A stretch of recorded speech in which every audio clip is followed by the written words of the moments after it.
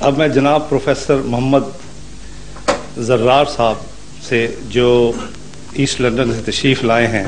کہاں asset London سے؟ جی.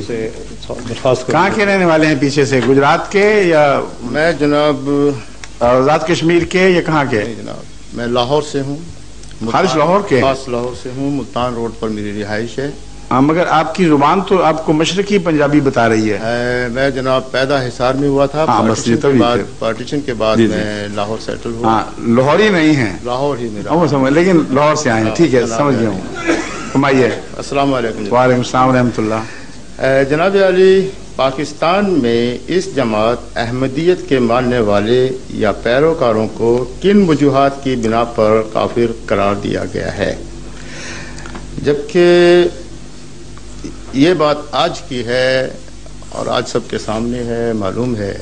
اس سے پہلے روایتاً مجھے علم ہے کہ آپ کے قاصد غالباً میری پیدائش کے وقت یا پیدائش سے ذرا پہلے افغانستان میں گئے تھے، اور یہ فتویٰ حکومت افغانستان نے پہلے ہی لگا دیا تھا اور انہیں کافر قرار دے کر قتل کرا دیا تھا. آپ کے علم میں ضرور ہوگا. تو اسی روشنی میں مجھے اطلاع پہنچ چکی ہے جناب علی. اسی روشنی میں مرزا غلام احمد صاحب نے اپنے آپ کو مجدد، محدث یا امام الوقت کی حیثیت سے، جیسے دیگر ائمہ کرام ہوئے ہیں اور ہو بھی رہے ہیں، امام خمینی صاحب کی مثال بھی آپ کے سامنے ہے، تو اس طرح سے اکتفا کیوں نہ کیا؟ اپنے آپ کو مسیح موعود یا مہدی ہونے کا دعوے دار کیوں ہوئے؟ جبکہ مسیح موعود کے لیے احادیث کرام میں بے شمار ایسی روایات ملتی ہیں کہ مسیح موعود آئیں گے، انہیں کعبہ شریف کی مینار پہ اتارا جائے گا اور وہ اس وقت کے ایک دجال کو قتل کریں گے فلسطین کے مقام پہ، اور مسیح موعود ایک عرصے تک اپنی حکومت قائم کریں گے، عدل و انصاف کریں گے. عدل اور انصاف کے بارے میں آپ نے بھی وضاحت کی تھی کہ مرزا صاحب نے بھی کی ہے، لیکن یہ تمام روایتیں احادیث کرام کے مطابق نہیں ملتی. مہدی ہونے کی حیثیت سے روایات یہ ملتی ہیں کہ مہدی علیہ السلام جو ہوں گے وہ آل رسول سے ہوں گے، اور بہت سے اہل تشیع حضرات ان کو امام غائب بھی کہتے ہیں کہ وہ ظاہر ہوں گے. تو مرزا غلام احمد صاحب مرحوم کی تمام کیفیات سے میں نے آپ کا جو سوال ہے ماشاءاللہ جناب، اس نے کافی اختلافی مضامین کا گھیرا ڈال لیا ہے. جی جی. اس لیے اگر آپ مجھے اجازت دیں، میں جناب اب اختصار سے اگر مجھے اجازت دیں تو میں شروع کر دیتا ہوں. جناب علی، جہاں میں ٹھہروں گا اور سوال باقی ہوں گے آپ کو پھر موقع دے دیں گے. جناب ٹھیک ہے جناب.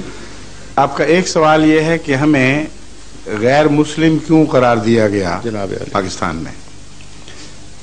اس کا جواب میں دراصل پہلے دے چکا ہوں. جی. جب میں نے 72 والی حدیث بتائی اور بتایا کہ ایک 73ویں جماعت ہوگی جو ان سے ممتاز ہو جائے گی، جناب اس کا قطعی ثبوت کہ یہی وہ جماعت ہے یہ ہے کہ 72 نے مشترکہ طور پر یہ فیصلہ کیا کہ ہم سب اپنے اختلافات کے باوجود مسلمان، اور یہ فرقہ دائرہ اسلام سے باہر. درست ہے کہ نہیں؟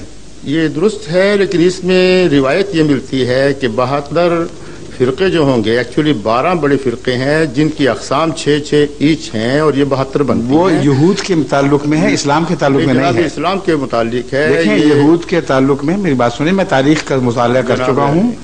وہ ان کا جو نام ہے 72 فرقوں کا ذکر، جی جی، وہ تاریخ بائبل میں آپ کو ملتا ہے جناب علی، کہ وہ 12 فرقے 6 میں بٹ گئے تھے. جی جی. اور 12 چھیک 72 بنے تھے. جناب علی، لیکن جو نام رکھا گیا ہے اس کا ترجمہ 70 بنتا ہے، 72 نہیں بنتا. جی. لیکن یہ ایک چھوٹی سی بحث ہے. رسول اکرم صلی اللہ علیہ وآلہ وسلم نے کہیں یہ ذکر نہیں فرمایا جی کہ میری امت میں پہلے 12 بنیں گے اور پھر 12 ضرب 6 72 بنیں گے. آپ نے صرف اتنا فرمایا ہے کہ امت 72 فرقوں میں تبدیل ہو جائے گی. اس لیے جو رسول اللہ صلی اللہ علیہ وسلم نے نہیں فرمایا اس میں داخل ہونے کا ہمیں حق ہی نہیں ہے. جناب. مگر میری بات سن لیجیے تسلی سے، میں آپ کی سب باتوں کا جواب دوں گا. پہلی بات یہ ہے کہ تاریخ اسلام میں شروع اختلاف کے آغاز ہی سے جب بھی کوئی نیا فرقہ وجود میں آیا ہے دوسرے فرقوں نے اس کے خلاف فتوے دیے ہیں اور اس فرقے نے دوسرے فرقوں کے خلاف فتوے دیے ہیں اور یہ سلسلہ ہمیشہ جاری و ساری رہا ہے مگر تاریخ اسلام میں یہ واقعہ پہلی دفعہ ہوا ہے کہ 72 فرقوں نے اجماع کر لیا ہو اور مشترکہ اکٹھے ہو کر یہ فیصلہ کیا ہو کہ ہم اپنے اختلافات کے باوجود مسلمان کہلانے کے مستحق ہیں اور یہ فرقہ ایسے اختلاف رکھتا ہے کہ مسلمان کہلانے کا مستحق نہیں رہا. یہ درست کہہ رہا ہوں یا غلط کہہ رہا ہوں؟ اس کے بارے میں جناب روایات میں ملتی ہیں جیسا کہ رسول پاک صلی اللہ علیہ وسلم سے پوچھا گیا تھا کہ وہ 72 فرقے ہوں گے تو کون سا فرقہ اس پہ قائم ہوگا، تو آپ نے جواب میں یہ فرمایا تھا کہ انہی میں سے 72 ہی میں سے نہیں. یہ ایک بھی روایت ایسی نہیں ملتی. میری گزارش سن لیں جناب علی. میں رسول اللہ صلی اللہ علیہ وسلم کی طرف بات منسوب کرنا بڑا سختی سے منع فرمایا گیا ہے. میں وہ الفاظ نہیں کہنا چاہتا، آپ کے لیے تکلیف دہ ہوں گے. میں روایت بیان کر چکا ہوں. یہ مسلمہ روایت شیعہ رسالوں میں بھی ہے، کتب میں بھی ہے، سنی کتب میں بھی. وہابی جو فرقہ جن کا آغاز امام عبد الوہاب سے ہوا انہوں نے بھی اس روایت کو کوٹ کیا ہے. وہ الفاظ یہ ہیں، لیکن آپ نے فرمایا کہ وہ ایک فرقہ جماعت، فرقہ نہیں اس کو فرمایا، اس کو جماعت فرمایا.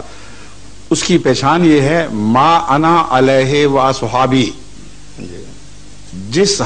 میں جس حال پر ہوں اور میرے غلام میرے ساتھی جس حال پر ہیں وہ جماعت اس حال پر پائی جائے گی، اس کو پہچان لینا. اور اس کے ساتھ مزید اضافہ ہے جیسا کہ امام ولی الدین رحمۃ اللہ علیہ نے اپنی احادیث کے مجموعے میں واضح کیا ہے کہ اور وہ جماعت اکثریت میں ہوگی اور تم اکثریت کی طرف رجوع کرنا. یہ بات اس لیے درست نہیں کہ اس حدیث میں اشارہ اس کے برعکس ملتا ہے. حضرت صلی اللہ علیہ وسلم کی کلام کی وہ تشریح جو خود آپ کے اپنے مضمون کے مخالف ہو، یہ کسی صورت میں چاہے کتنے بڑا امام کا نام ہو قابل قبول نہیں ہو سکتی. آپ نے فرمایا 72 فرقوں میں امت بٹ چکی ہوگی. 72 فرقوں میں ساری امت. اس کے بعد یہ جماعت ظہور میں آئے گی. نہیں، اس کے بعد کا لفظ بعد میں ہے. یہ آپ کیوں نہیں پڑھتے؟ حدیث دوبارہ پڑھ لیجئے. 72 فرقوں میں امت بٹ چکی ہوگی. پھر تکونو جو جماعت ہے اس کے متعلق فرمایا وہ یہ 73ویں ہوگی. 73 کا لفظ بولا ہے. 73ویں جماعت اچانک اکثریت میں کیسے ہو گئی؟ بہرحال اس بات کو مان بھی لیا جائے تو وہ 73ویں جماعت جامع طور پر اتنی اکثریت میں ہوگی. درست نہیں ہے یہ بات، اس لیے کہ آپ کا استنباط بغیر بنیاد کے ہے. میں نے جو 1 منٹ ٹھہریے، آپ سوال کرنے آئے ہیں، آپ پروفیسر ہیں. جی جی. آپ کو عادت نہیں ہے کہ طلبہ آپ سے بات کریں اور آپ کی بات کو رد کریں کسی دلیل سے. اس لیے وہی رویہ آپ مجھ سے اختیار فرما رہے ہیں. آپ نے سوال فرما لیا، حوصلہ کریں. جس طرح طالب علم جب آپ سے سوال کرتا ہے تو آپ توقع رکھتے ہیں کہ انٹرپٹ نہ کرے بار بار اور جواب سن لے. اس لیے میرا جواب سن لیں، پھر اطمینان کرانا تو اللہ کا کام ہے. فرمائیے. پہلی بات یہ ہے کہ حضرت صلی اللہ علیہ وسلم نے جو نقشہ کھینچا ہے اس میں ساری امت کے 72 میں بٹنے کا نقشہ ہے. سواد اعظم جس کو کہتے ہیں وہ ساری امت ہی ہوئی. اور کیا ہوا؟ اور وہ 72 فرقوں میں تقسیم ہو جائے گی. پھر 73ویں جماعت ہوگی جس کے متعلق فرمایا کہ وہ جنتی ہوگی. اب آپ یہ بتائیں کہ وہ اچانک اکثریت میں کیسے ہو جائے گی؟ کون اس جماعت کو پیدا کرے گا؟ 72 کے متعلق دوسری حدیث آپ دیکھیں جس میں لکھا ہوا ہے کہ یہود کے مشابہ ہوں گے. تو واپس مسیح کے زمانے میں جائیں، وہ امت موسوی جو 72 فرقوں میں بٹ چکی تھی وہ اچانک تو اقلیت نہیں بنی. ایک لمبے دور تک حضرت مسیح کو ماننے والوں پر مظالم کا سلسلہ جاری رہا اور 300 سال کے عرصے میں پھر وہ عظیم انقلاب برپا ہوا کہ حضرت مسیح کو ماننے والے اکثریت میں ہو گئے اور آپ کے مخالفین اقلیت رہ گئے. تو یہی سلسلہ یہاں جاری ہونا تھا اگر یہ مسیح سچا ہے.